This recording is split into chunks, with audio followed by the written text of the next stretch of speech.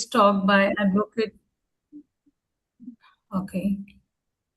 By Advocate Jyotika Kalra. I just want to introduce UWAD first. So UWAD, for those who are joining us first time, UWAD is now in its 76th year, and we basically work towards the upliftment and empowerment of women, especially women students, and we provide them scholarships. We also do programs on women empowerment, which includes financial, legal, vocational education, and so many other programs we undertake. We also take up so many projects also in this direction, and we welcome you all who wants to join us in this mission.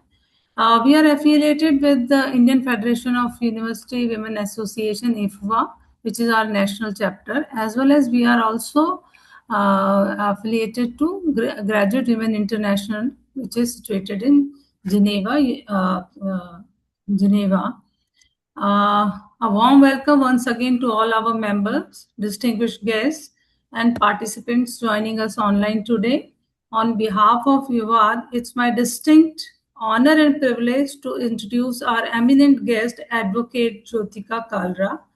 Jyotika Kalra is a distinguished legal luminary and a champion of human rights and justice. She is currently the managing partner of Resolve Legal and practices as an advocate on record before the Supreme Court of India.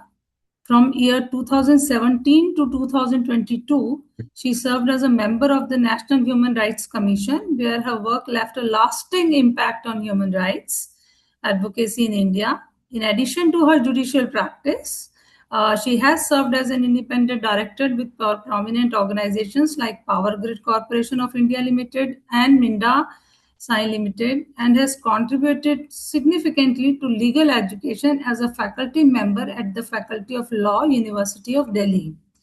Throughout her career, Advocate Kalra has been at the forefront of social reform. She has filed several PIs and possesses extensive expertise in addressing sexual harassment complaints, serving as an expert member on internal complaint committees across numerous institutions.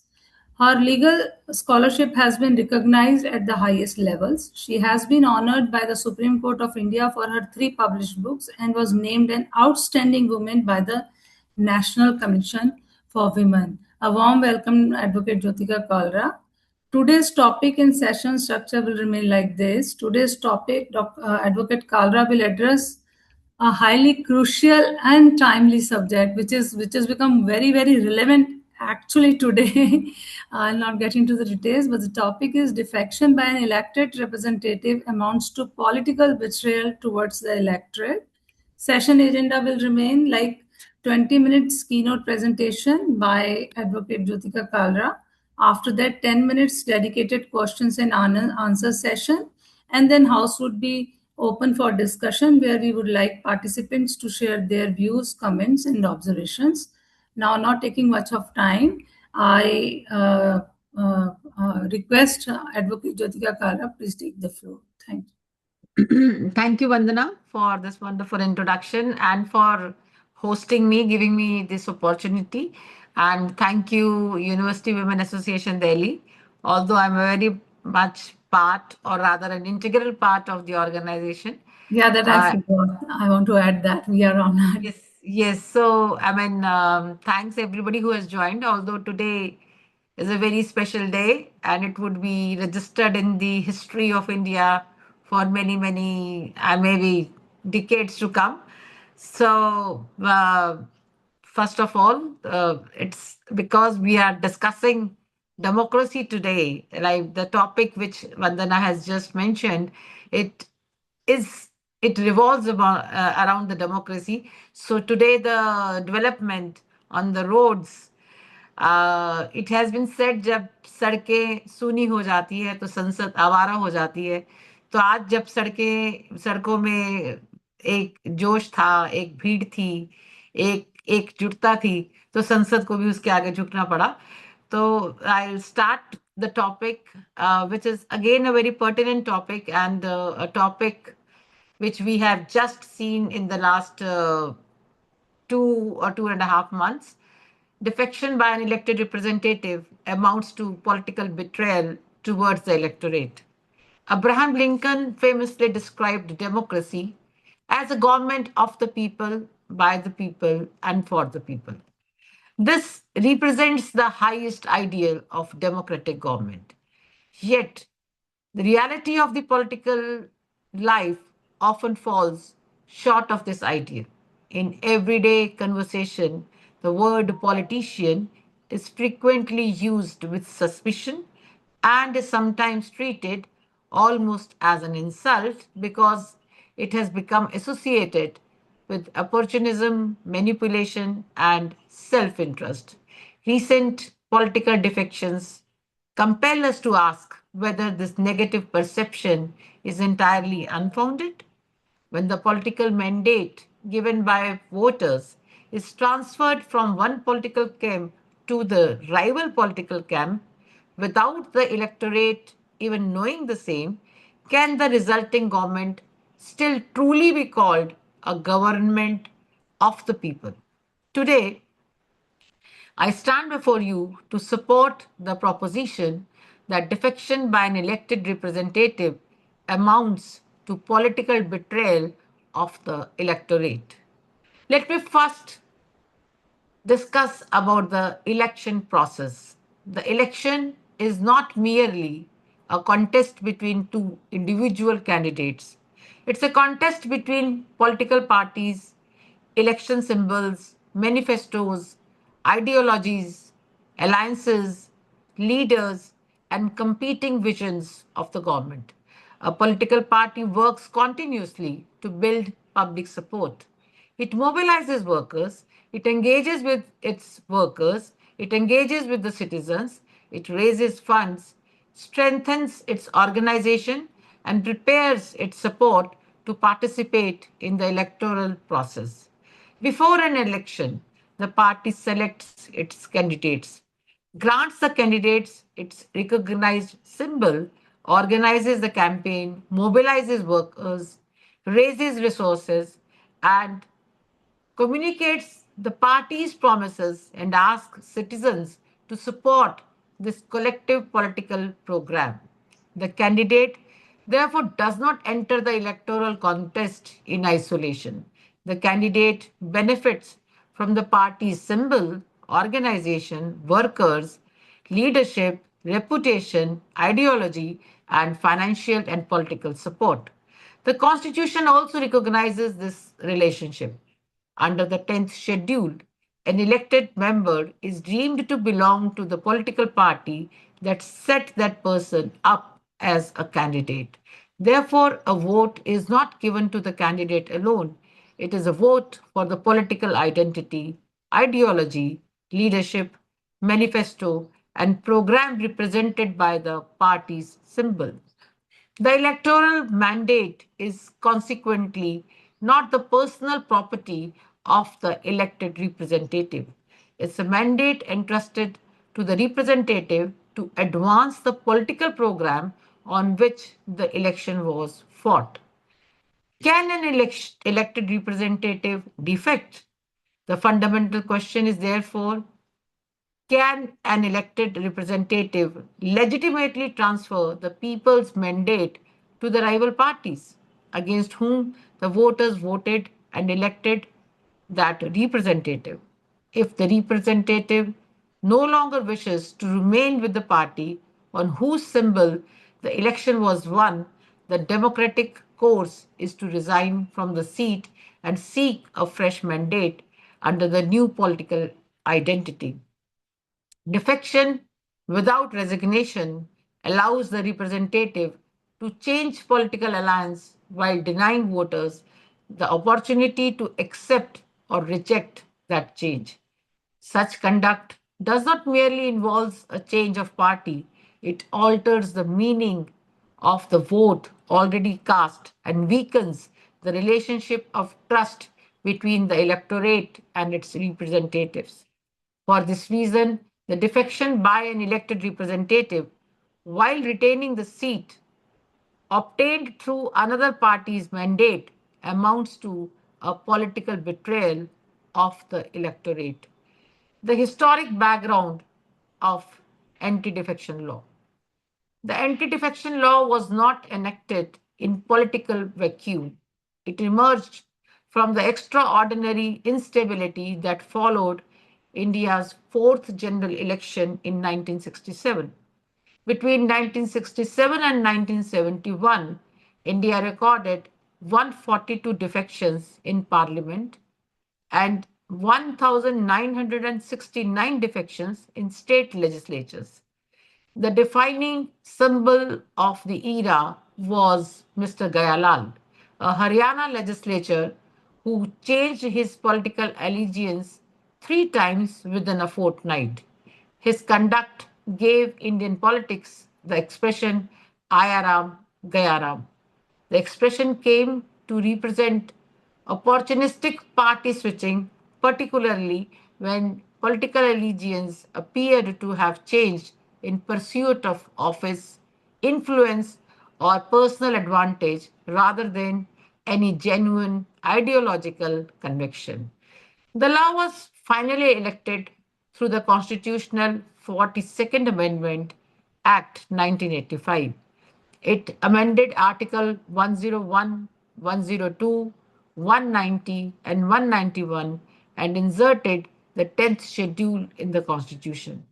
The 10th schedule created a constitutional mechanism for disqualifying members of parliament and state legislatures on the ground of defection. It, its purpose was to protect the foundation of parliamentary democracy and not merely to prevent politicians from changing parties. It was intended to curb defections motivated by the lure of office or similar considerations. At its core, the law recognized a fundamental democratic principle. An electoral mandate cannot be treated as a transferable political asset that an elected representative may carry from one party to another for personal or political gains. What is this anti defection law, or what is this 10th schedule? The 10th schedule makes it clear that a candidate cannot be allowed to accept a political party's ticket, symbol, and electoral support and then disregard that political affiliation after entering the legislature. A member elected as a candidate for a political party may be disqualified for voting or abstaining from voting in the House, contrary to a direction issued by the party or its authorized authority. A person elected as an independent candidate is disqualified if they join a political party after the election. The electorate chose that person as an independent candidate, and the law does not permit even that independent candidate to convert into a party after the result. Questions of disqualification are initially decided by the Speaker or the chairperson of the House concerned, who performs an adjudicatory role under the 10th schedule. The Speaker's or Chairperson's decision is not completely beyond scrutiny. The Supreme Court has held that such decision remains subject to judicial review on grounds of including malafide, violation of constitutional requirement, denial of natural justice, and perversity. The central principle of the law is unmistakable. An elected representative cannot treat the people's mandate as personal property and transfer it to the rival political camp. The merger exception. The most controversial part of the law is the exception relating to mergers. The provisions applies when a member's original political party, the word used is original political party, merges with another political party and the member either accepts the merger or chooses to function as a part of the separate group. For the merger to receive protection under paragraph 4, at least two-thirds of the members of the legislative party concerned must agree to it. The Supreme Court in Subhash Desai versus Principal Secretary, Government of Maharashtra, has emphasized that an original political party and its legislature party or legislative party are legally distinct. Question remains, can two-thirds of the legislatures simply declare themselves to be the original political party and manufacture a merger within the House? Even otherwise, as per 10th schedule, a single legislature who abandons the party may lose the seat, while a sufficiently large or coordinated group may obtain the protection by presenting the same movement as a merger. In other words, the law may punish an individual defection but leave open a constitutional route through which a mass political shift can be defended. It seems the law punishes defection in retail but protects the defection in its wholesale, if it is wholesale. The question remains, does the act become less disloyal to the electorate merely because enough legislatures performed it together? What the makers of the law could not fully anticipated when the anti-defection law was passed. When Parliament enacted the anti-defection law in 1985, it was primarily responding to the it was primarily responding to the familiar image of an individual legislature crossing the floor in pursuit of ministerial office, political influence, or personal advantage. Nearly 4 decades later, political defections are no longer always carried out through a simple announcement that a legislature has left one party and joined another. Modern defections may involve an organized group of legislature claiming they have not abandoned the party, but they themselves represent the real political party. This can lead to competing claims over the party's identity, leadership, and organizational structure. Rival factions may each claim the authority to appoint the legislative party leader and issue the official party whip. Control over a party's bank account, offices, records, and other assets may also become disputed when the rival groups claim to represent the same organization. The result is that defection crisis may no longer be confined to deciding whatever certain legislators should be qualified. It may develop into a larger struggle for the control over the party itself. The law could not have fully anticipated organized operations in which entire bloc seeks to capture the identity, leadership, and legislative authority of the original party. This exposes a serious weakness in the present framework. A law created to stop legislatures from changing party may struggle when the legislatures claim that they have not left the party but have instead become the party. The 10th schedule was introduced in 1985 to curb political defections. 4 decades later, the danger is no longer confined to an individual legislature crossing the floor. Entire groups can now reorganize themselves, invoke the merger exceptions, and alter the balance of power in favor of those against whom they contested the elections without returning to the electorate. ADR analysis. ADR has also analyzed the sworn election affidavits of 433 MPs and MPLAs and who changed the parties between 2016 and 2020. ADR expressly stated that defections by MLAs contributed to the fall of governments in Madhya Pradesh, Manipur, Goa, Arunachal Pradesh, and Karnataka. Now, I would conclude by referring to the three major episodes of 2026. These three cases alone involved 33 sitting members of parliament and 58 MLAs changing their parliamentary affiliation in favor of the rival group and within less than 3 months period. The first is Aam Aadmi Party's Rajya Sabha defection. On April 24th, 2026, 7 of the AAP's 10 out of the 10 Rajya Sabha MPs announced that they are leaving the parties and merging with BJP. Their strength was significant because 7 members crossed the two-thirds threshold relied upon under the merger exceptions. This action of defection was done with great pride, as the same Raghav Chadha, as one of the member of parliament, Raghav Chadha said, घायल हूं इसलिए घातक हूं. Raghav Chadha had earlier described BJP as a party of illiterate goons. Chadha was followed, Chadha's switch to the rival party was followed by a sharp public criticism.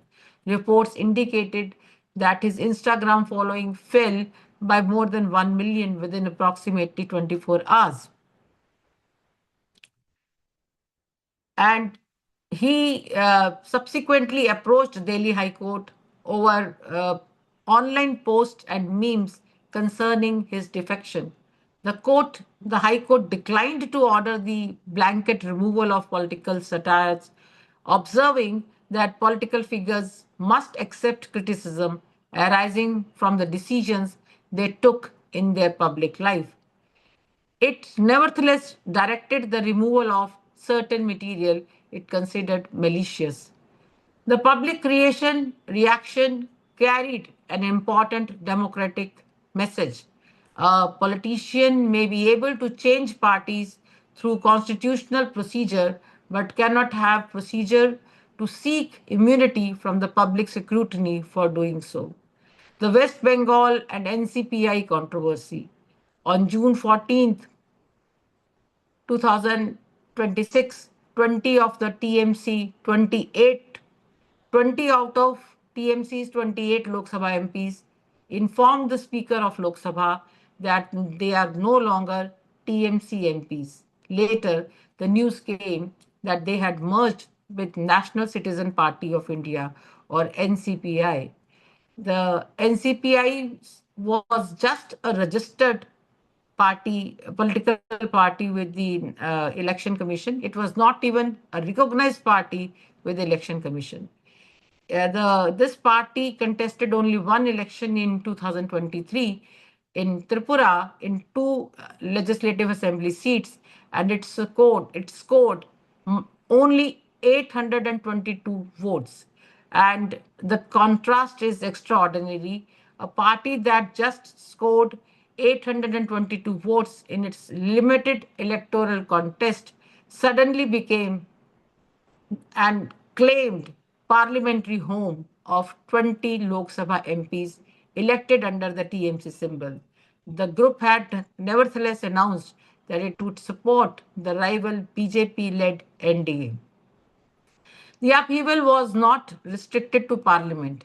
In the West Bengal Assembly, 58 of the TMC's 80 MLA backed a rebel leader as leader of the opposition, effectively transferring control of the legislative party away from the party's established leadership. 3 former TMC Rajya Sabha MPs took different route. They resigned from their seats, joined BJP, and were then selected as BJP's candidate, then elected as BJP's candidate for the resulting by-election. As a matter of fact, the 2026 West Bengal Assembly election recorded 2,92,000 votes for the BJP and 2 crore and 92 lakhs vote for the BJP and 2 crore and 60 lakhs votes for TMC. So there was only a difference of about 10% votes between BJP and TMC.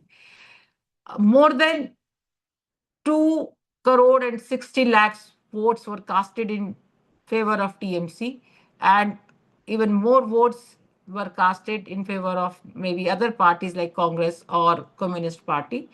And under this situation, when the TMC had such a massive vote percentage, and it can never be imagined that those who voted for TMC could have ever presumed that their elected representative will support the rival NDA against whom they had voted in the West Bengal election. And lastly, the Shiv Sena defection on June 22nd, 26, six Shiv Sena UBT Lok Sabha MPs joined the Eknath Shinde-led Shiv Sena. On July 18th, the Lok Sabha Speaker approved their merger, increasing the Shinde-led party's Lok Sabha strength from 7 to 13. Shiv Sena UBT challenged the recognition before the Supreme Court on July 23rd, 26. The court sought a response from the Lok Sabha Speaker, leaving the constitutional validity of the recognition under judicial examination. One of the defecting MPs stated that he joined the ruling faction because development projects in his constituency were stalled and adequate funds were not being received.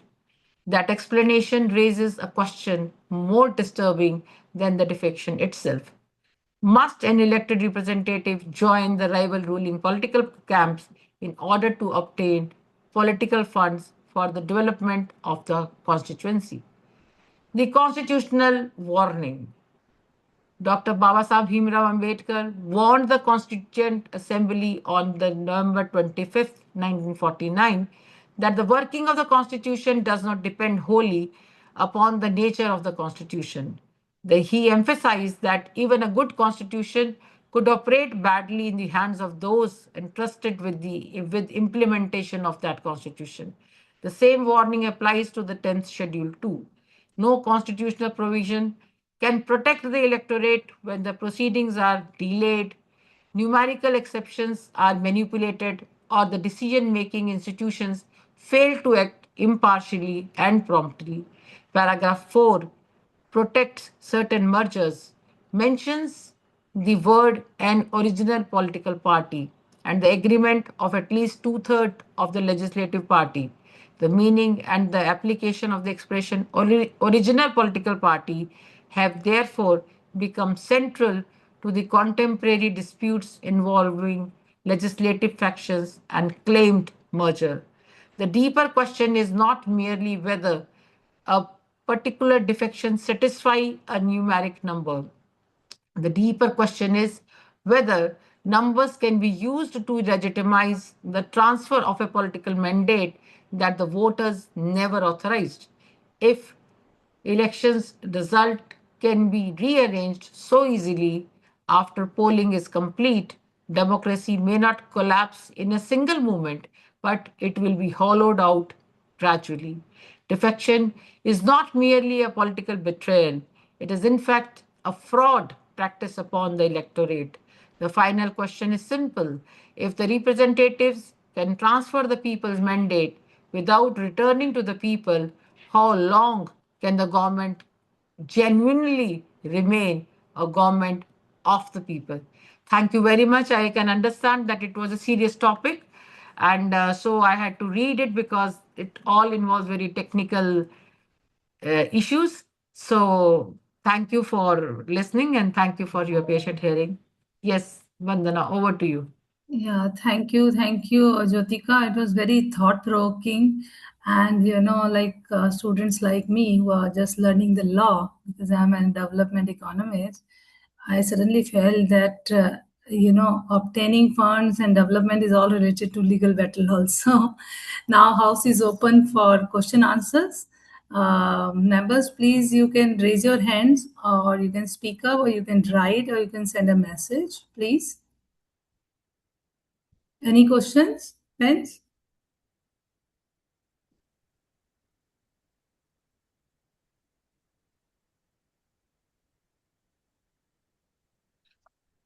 Uh, Yeah. Not a question. I just wanted to clarify, because there's been so much of focus on what has been happening in the heart of Delhi that this topic, of course, I mean, outright one agrees with what the topic has to say, and a lot of learning that has been made possible because of what Jyotika ji has shared with us regarding regarding the different. The different aspects of the law pertaining to defection. And so this has been a learning, a learning session for many of us. I just wanted to find out what exactly is the current, situation regarding the TMC defections, and especially in the context of the overwhelming, percentage. I mean, rather, not overwhelming so much, but a very big percentage of the vote share which TMC has got vis-a-vis the other parties. So, what exactly is the situation right now? Because there is not much of clarity. There's so much happening. People are shifting and announcing. And so, what exactly is it, currently as on today? This is, as he explained, this is the now comes the role of the Speaker of the House. If someone files an objection or a petition before the Speaker of the House, and then the Speaker of the House at the first instance will be required to decide whether this defection comes within the definition of exception as carved out in para 4 of 10th schedule, that it is the two-third majority people are the original political party. So that's a technical thing, but it will be decided only by the Speaker of the House at the first instance. So And there's not, there is no, definite conclusion to what is going on. as of How now, there many is have gone? How many are still there? How many are likely to go? as of now, the position is that that all those who defected are there in the house. They are part of that legislative assembly. So the present situation is this only. It's only if an objection or opposition is filed before the Speaker of the House, only thereafter we can see as to how the Speaker of the House would respond to those objections. If someone challenges that it is not a merger, but it is something else, or they are not protected under paragraph 4 of the 10th schedule, that question will have to be decided by the speaker first. Only thereafter the matter would come before the court. As I said, that Mm, good.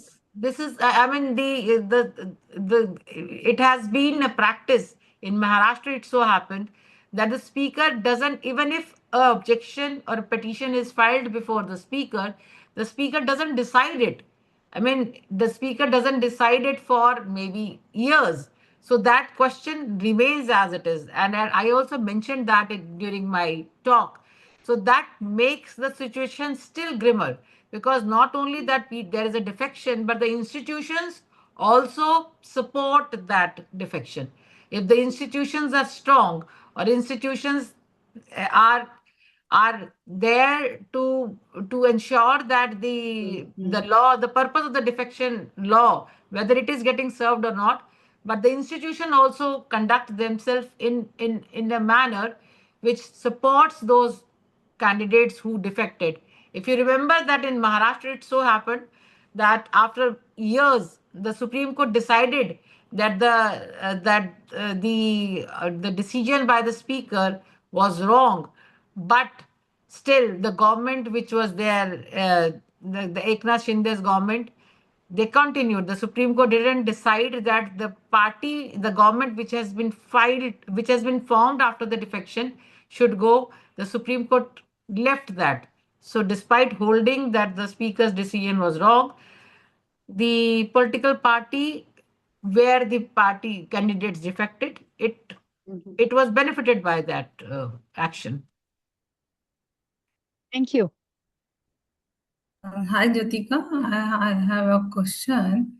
Voter normally votes a party, right?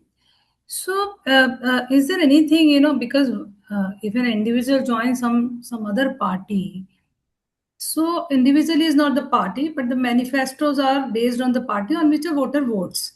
So, is there anything in the constitution which focuses on the voters' right, maybe right to recall, or maybe something like that? Is there anything in the There is constitution to safeguard that? There is nothing as such, voters' right to recall, because this anti-defection law was also introduced in 1985 after, say, Mm, about 40 years of independence too. depend. and that too when there was so massive defection. So even before this law, there was no provision by which a defecting elected representative had any consequences to face. As of now, the electorate has no right once the candidate is elected. The candidate, if the candidate switches on to a rival group or supports a rival group, yes, as I said, the present anti-defection law permits, checks the defection if it is in retail, but permits the defection if it is in the wholesale. If there is a big number, the anti-defection law protects that defection. So the candidates are the master, So that and is if the, total betrayal of a voter in a democracy. as I said, Was finally, it is not a betrayal alone. It is almost a defraud. I mean, you are, that's a big one. yeah, Yeah, it's a fraud. It's a fraud because you absolutely right. when a vote is casted, we all cast vote. That button we press the button of the symbol and the candidate. It is not a button which we press for the candidate. So first is the symbol and then is the candidate. Symbol means the political party, which is which that elected representative represents before he switches on to a rival group, defects to a rival group. That is really you very correctly said that good constitution should be if not in good hands, or you said good constitution in bad hands, that can create havoc in the democracy. So Yes. how one should address, or is there anything which constitution addresses regarding this? Constitution addresses, as I said, I mean, the Constitution has made a provision. The word used is original political party, even for this para 4 of the 10th schedule. But then it is for the speaker to decide and finally for the court to certify that whether these defected persons constituted the original political party. So then it's again the Ambedkar had said that howsoever good our constitution you may make, but if the people who are enforcing that constitution are not good, that constitution will never have an impact. And whatsoever bad constitution you may have, but if the people who are applying that constitution are good, the constitution will have good impacts. So it's all depends on the persons. The laws are there because even today I was thinking about when this paper leak, the amendments had come, and the government might have even provided for death sentence for every paper leak, so that we have made the law very stringent and we have added death sentence. So today in the morning I was thinking that death sentence is there even for a murder. So how many murders have the murders come down due to the death sentence? The Genocide. the rape the rape also has clause of death sentence. Has the number of the rapes come down?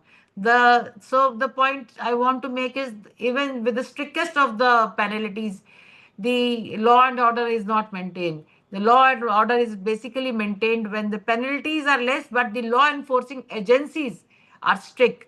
So the investigation should be strong. That is more important rather than making a very stringent law. The stringent law will never serve the purpose. Nowadays this is also seen that members, instead of for defecation, they resign, and then by election takes place.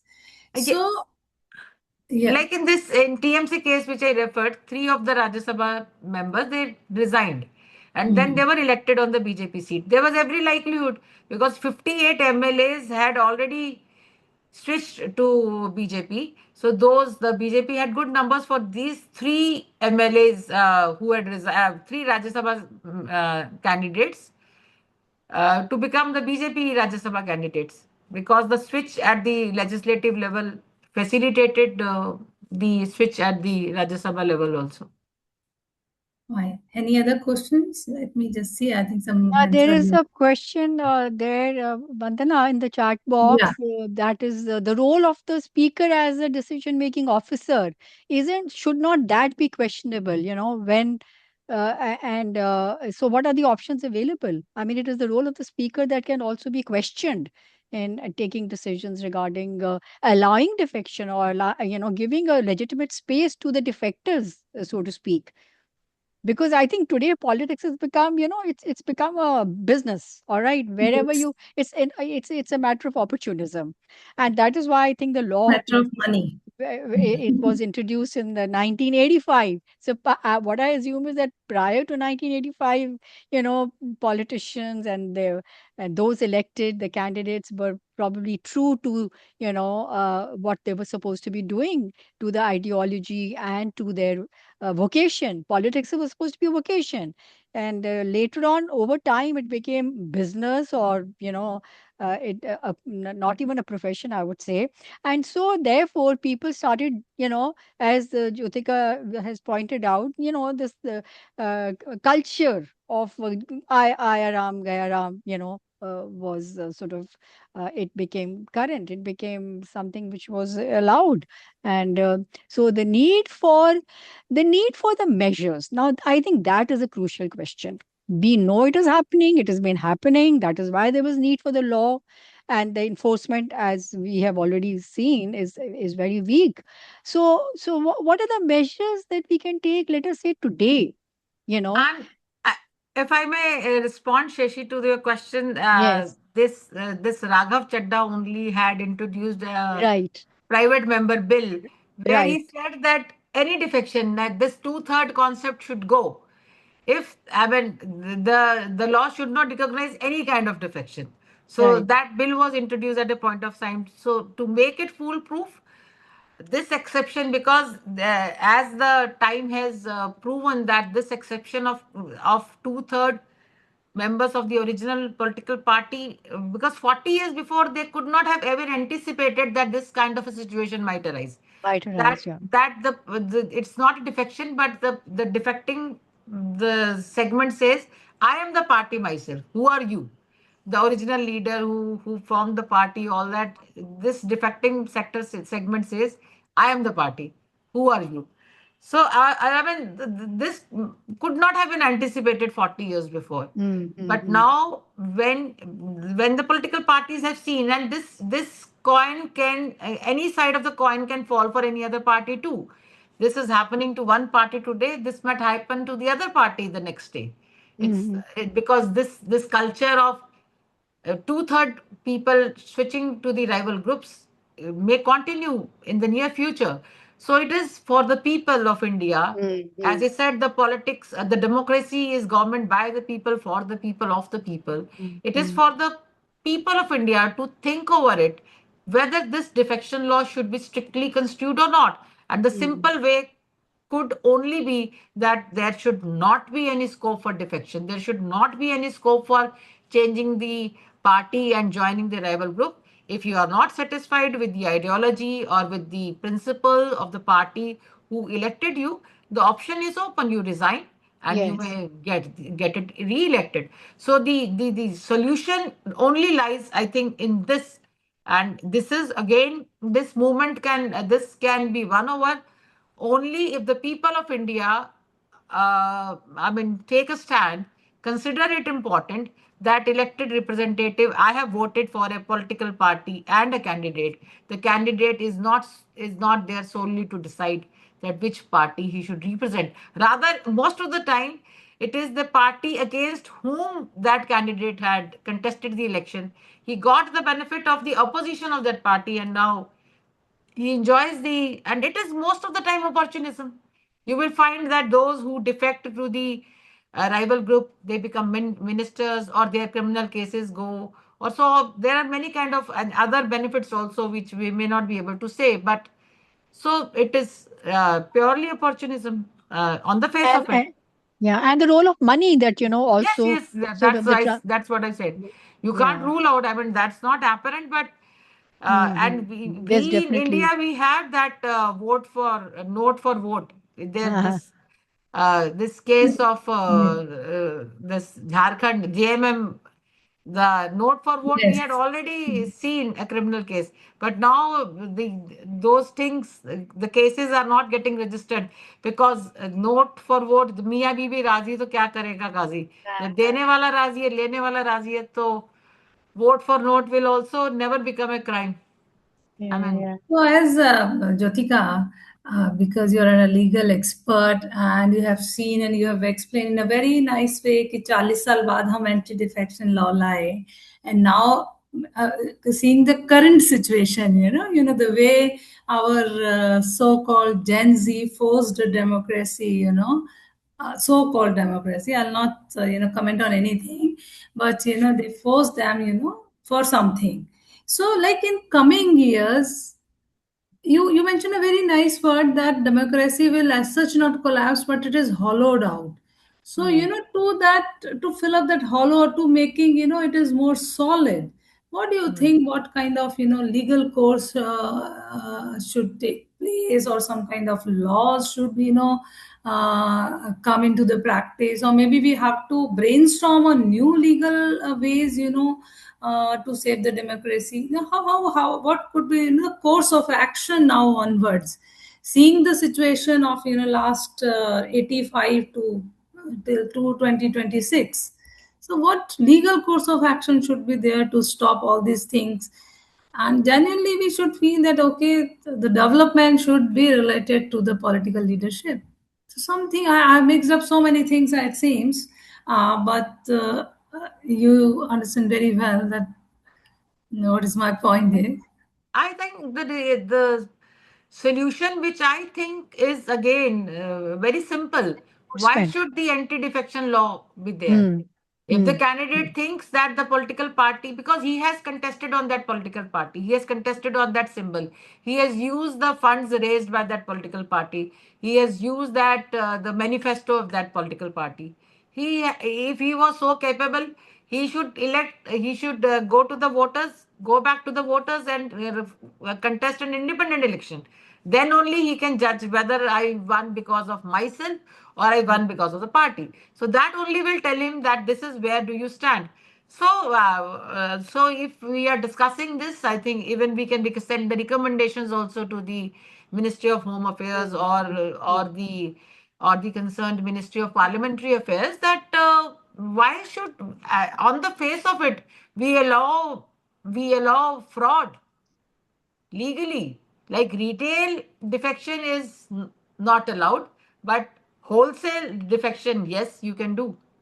So, I mean, as a citizen, as I said, and this the conclusion of this talk too, we can send our recommendations. The Yes. University Women Definitely will do Association can that. send the recommendation that we had Yeah. Yes. deliberated, and according to us, this there should be a relook on this 10th schedule, and the concept, the window which has been provided for the defection should go.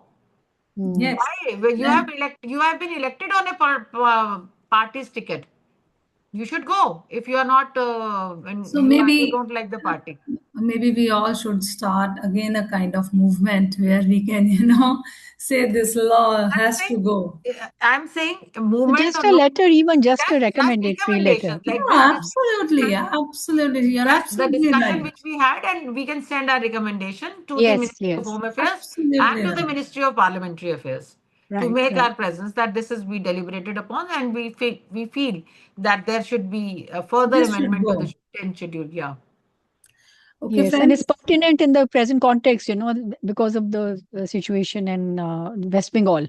Hmm. So I think it is a good idea to be able to compile our recommendations and send them Yes, forward to the yes, Ministry of yes. Parliamentary It will Affairs. be a We'll like do that. one pager Yeah. recommendation. Yes, it Yes. should go Yes. to the We ministry. should send the representation. Yes, yes, yes. We will do Based that. on this dialogue. Point noted. Uh, since I think time is over now, should I? Any other question, friends? Devyani. Devani wants to ask something. Yeah, Okay. I thought she wanted to talk. Right. Shashi ji, please close the meeting then. Jyotika, would you like to say a final word? Uh, A final word to all those who have, I mean, it's again a serious topic, and it's Hmm. a topic more on the academic side, but all those who have joined this, I think they are keen and they are concerned about the political development of this country. And thank you to all, and thank you, Shashi Khurana, the president of University Women Association Delhi, and Dr. Vandana, the program coordinator, University Women Association Delhi, and thank you each one of you who have joined today. And that's all. And Thank you hopefully, so much. if recommendation is sent, then we Will can share definitely. with the Yes. house that these recommendations have been sent. Right. So especially And good. yes, on this note, you see, I would like to Yes. also suggest that, we'll just fix up a day and a time when, some people from the from the association can meet and draft the recommendation. Yeah, Yes, Jyotika, with you around. Okay. So yes, yeah, the positive outcome, the action mm, plan, action plan. which is emerged from this talk this evening. So on that note, Jyotika, I would like to thank you for taking out time and really, and giving this topic, because this is just to share with Very everybody thought-provoking. that the topic came from Jyotika. We wanted something which was on legal lines regarding all that is happening. We discussed rape at the conference, and there was so much else that was happening that we wanted to discuss.